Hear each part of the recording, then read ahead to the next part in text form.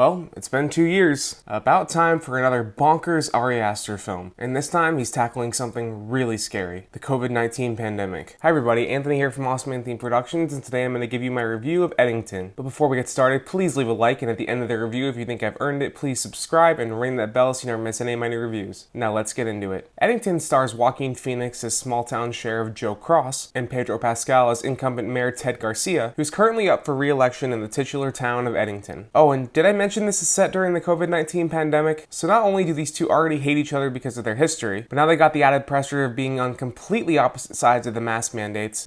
Look, Joe, 6 feet. Plus the looming threat of social justice riots tearing the town apart. So Joe decides to run for mayor. So yeah, the small town of Eddington becomes a full-blown powder keg, and it's just a matter of time before something lights that fuse. Ari Aster has made a name for himself by making audiences uncomfortable. Every one of his films digs into trauma in some way. Hereditary was all about how losing a child can rip a family to pieces. Midsommar was all about how grief and a bad boyfriend can lead you right into the arms of a murderous cult. And Beau is Afraid was about how having a controlling, guilt-tripping mother will ruin your entire life. This one is all about the very real, very relatable trauma that so many people went through during the 2020 pandemic. Now, before we get into all of that, let's talk about this cast because it is stacked. Joaquin Phoenix as small-town sheriff Joe Cross, Pedro Pascal as incumbent mayor Ted Garcia, Emma Stone as Joe's mentally ill wife Louise, Deidre O'Connell as her conspiracy theorist mother Dawn, Austin Butler as cult leader Vernon, Luke Grimes and Michael Ward as Joe's borderline incompetent deputies, and even an unrecognizable Clifton Collins Jr. shows up here as a COVID-ridden homeless man. Everyone brings something unique to this dark and layered script, but honestly, Joaquin Phoenix is the standout here. It'd be very easy to write the character of Joe Cross off early on. He's the anti-mask, anti-mandate, small-town sheriff who doesn't even believe that COVID is in his town, despite being asthmatic himself, who should be more worried about it, but writing him off would just be oversimplifying the character and this screenplay. Joe is complicated. Yes, he's stubborn, deeply flawed, and not the best person, but he also cares deeply for his town, for his family, and you definitely get the sense that he's in way over his head as sheriff. Keep your own office going, but you're gonna run mine. So we vote Joe Cross, take back our community, save our soul. No one respects him. Not the mayor, not the teenagers hanging around, including political opportunist Brian, played by Cameron Mann, performative activist Sarah, played by Amelie Hofferl, or Ted's smug son Eric, played by Matt Gomez Hidaka. His mother-in-law definitely doesn't respect him, and even his wife Louise is slowly being pulled away from him and into the arms of the cult in Austin Butler's Vernon. Even his deputies aren't exactly reliable. Joe is constantly being undermined, dismissed, and pushed to the brink of the edge, and Joaquin Phoenix sells every second of it. Even if you don't agree with him politically, you definitely understand where he's coming from. Until, of course, you don't, because eventually Joe crosses a line, and once he does, sympathy goes right out the window. And what was once a character study about a stressed out mayor during a pandemic becomes something a lot more unsettling. It's a slow transformation, a Walter White kind of descent, and Phoenix handles it with complete control.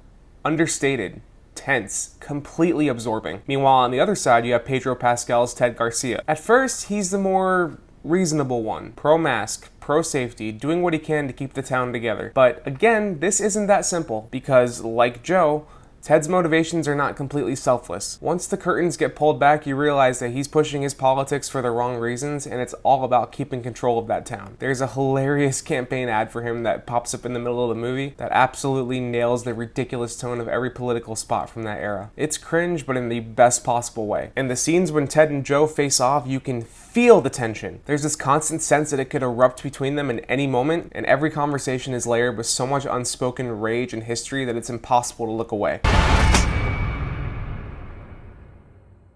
Aster's not picking sides here, he's burning both of them to the ground. This is very much a satire, and a very sharp one. Every side gets skewered. The performative activism, the empty political gestures, the conspiracy theorists, the people that are clinging to a cause just to feel something, anything, in the middle of a pandemic, especially when the George Floyd thing pops up in the story. And the teens here represent that perfectly. Brian parrots anti-white rhetoric just to impress Sarah. Sarah clings to these causes in a shallow way until things start to get legally real for her. Eric floats by on privilege and connection, dodging every consequence because Joe doesn't want to make more trouble with his father, the mayor. It's all ridiculous, but also very real. Now, this movie isn't perfect. The tone, admittedly, is kind of all over the place sometimes. You'll go from psychological breakdowns and bleak discussions about pandemic drama, particularly with Louise and Dawn, to sudden bursts of comedy that'll leave you holding your sides. But the writing here holds it all together. Speaking more on the characters, Emma Stone plays Louise perfectly as emotionally wrecked and kinda quietly terrifying. You get the sense that she survived some horrible abuse in her life, and she's desperate for something to hold on to. Vernon, the cult leader played by Austin Butler, unfortunately gives her that. He's deeply unsettling with just a few short scenes. The kind of cult leader who's charismatic, soft-spoken, and knows exactly what to say to vulnerable people. His monologue about trauma is one of the most chilling parts of this film. Not because it's violent or graphic, but because you're not even sure if it's totally true. But Louise believes it, which is all that really matters in this story. Deidre O'Connell leans fully into the manipulative chaos that she perfected when she played Oz's mom in The Penguin. Snarky, controlling, addicted to online conspiracy theories, undermining her son-in-law at every opportunity. She's exactly the kind of person that just went wild with all of this stuff during the pandemic. Now let's talk about the third act, because if people weren't divided enough during this movie, the third act is definitely going to be the most divisive part. No spoilers, but at a certain point, Eddington kind of shifts genres, and by the final stretch, we're deep in conspiracy thriller territory, with hints of a shadowy organization pulling at the strings. A lot of people won't like it.